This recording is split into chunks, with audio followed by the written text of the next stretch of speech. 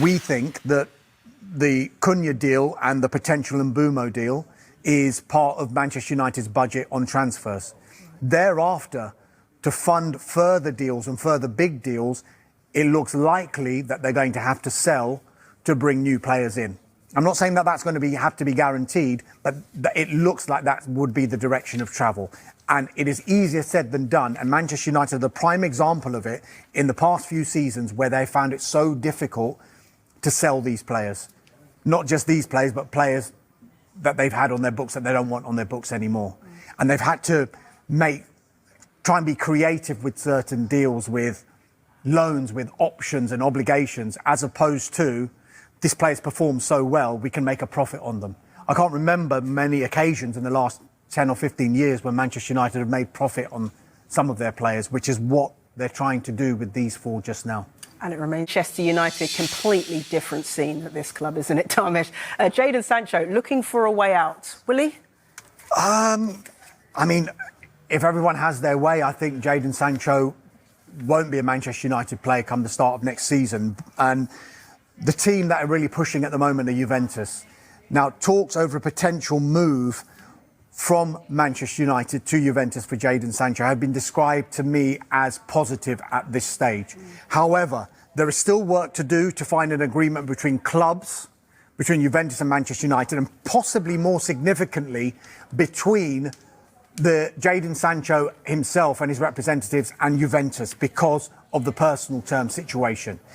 Now, Juventus are pushing, and there appears to be a willingness from all parties to strike a deal over Jadon Sancho. As far as Juventus are concerned, they are definitely in the market for a winger. That's because they've so far failed to find an agreement with Francisco Conceição. He's a player that joined on a straight loan for the season from Porto last summer. He actually extended that stay for a little while so he could play in the Club World Cup. He started against Real Madrid last night. However, Juventus and Porto, while they've been negotiating on a fee, there's a big gap in valuation. Hence why Juventus have probably turned their attentions for now onto Jadon Sancho. Right. Sancho himself is understood to be open to the move after failing to agree terms. We go back to those personal terms again with Chelsea, because remember, Chelsea had an obligation to buy Jadon Sancho after his loan spell, but they wanted to renegotiate his contract. Basically, he was getting paid what they didn't want to pay at Manchester United. But as a result of them not taking up the obligation, they were forced to pay a £5 million penalty to Manchester United. We think the asking price is around £25 million, which is what they were willing to sell him to Chelsea for, and what Juventus would probably have to pay if they wanted to bring him in. However, given Sancho's wages, I don't think you can fully rule out another loan move. And then Manchester United will have to have some sort of agreement whereby they might have to pay a portion of the wages. Now, sometimes people will say that's not great for Manchester United because it's a player that they own, and yet they're paying somebody else part of the wages to get him off their books and to play for another club. However, there are clever ways that you can still make money, and Manchester United and Jadon Sancho is a prime example, because in his first loan spell from the club, when he went to Borussia Dortmund, United actually made money on his wages.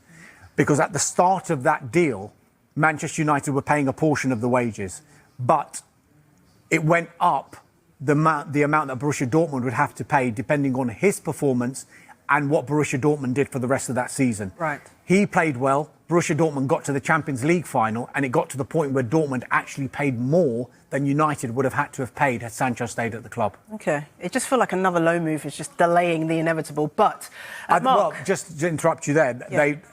It's got to come to a head sooner rather than later. Exactly. He's got a year left on his contract, albeit United do have an option for a further year. OK. And Mark, there's still quite a few players at Manchester United whose futures are up in the air. When do we get clarity on these things? Well, if someone picks up the phone to Manchester United today, they're going to get quoted one price. If those players are still in the Manchester United building in 6 weeks' time, the price will change. Now, there's potentially, 4 players that could be departing, certainly, in the ones we've been speaking about. Damesh has mentioned Jadon Sancho. The other players there, obviously Marcus Rashford, who has 3 years left on his current contract. Another one of those big hitters who's on big money as well. Big wages. Big wages, which will be a stumbling block for a number of sides. Anthony's the other one who had that successful loan spell at Real Betis, but he still has a couple of years left on his Old Trafford deal. And Alejandro Garnacho as well. So I'd imagine out of those four, 3 of them probably will depart Manchester United this summer. You're going to put your money on who? Well, I think Garnacho's probably the one that would be likely to stay if any of them would stay. Right. However, he would represent the best PSR profit alongside Marcus Rashford because of his time at the football club and what he cost them. We know that there were heavy investments in Jadon Sancho and Anthony, so therefore the book price on those players will change, and we know that PSR is such a big factor in what clubs do and how they do business at the moment. But again, you need someone to come to the table. You need someone to pick up the phone to Manchester United and say, right, we want Marcus Rashford, we're prepared to pay you this, and we're prepared to give him this chunk of the wages that he's currently on. And that hasn't happened yet. A player of his quality. Well, I think Marcus Rashford, is so talented. He's an exceptional player, and you saw in moments at Aston Villa last season that he could still do it at the highest level. He said publicly he's got a desire to play in the Champions League. The likelihood of him playing for those sides in the Premier League and the Champions League, Man City, no. Liverpool, no. Newcastle, probably not. So therefore, he's going to have to go into Europe. We know that he is on a list at Barcelona. However, Nico Williams is on that list. Luis Diaz is on that list. And Barcelona have real struggles when it comes to their finances to not only sign players, but register them. I could imagine Marcus Rashford going on loan at some stage later on in the window with Manchester United having to pay a chunk of his wages, maybe getting a Jadon Sancho performance-type deal on the table. However, Manchester United go back to pre-season on the 7th of July, on Monday. Does Marcus Rashford really want to go back into that building? Does Jadon Sancho really want to go back into that building with everything that's happened over the course of the last 6, 12, 18 months? And does Amorim want them there, disrupting things? If they might come in with a clean slate and say, no, I'm here to crack on and play. Yeah.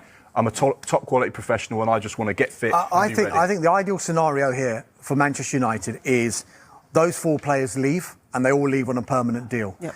For 2 reasons. They're clearly not part of the plans under Ruben Amorim, but also the finances that they would bring in. I would guess, just as an estimate, you would be able to glean about 125 to 150 million pounds if you were to sell all 4 of those players in this summer's transfer window. And the reason it's so important for the second reason is because Manchester United have reportedly added Aston Villa striker Ollie Watkins to their shortlist in case they generate the budget to upgrade Ruben Amorim's attack further. The Red Devils are said to have held exploratory talks with Villa to understand the conditions of a potential deal, but they must sell players before making any formal move. Incoming Manchester United fullback Diego Leon wants to stake his claim for a spot in Ruben Amorim's first-team squad during the club's pre-season. United completed a pre-contract deal for the 18-year-old from Paraguayan side Cerro Porteño in the winter window, and an official club announcement of his arrival could come this week.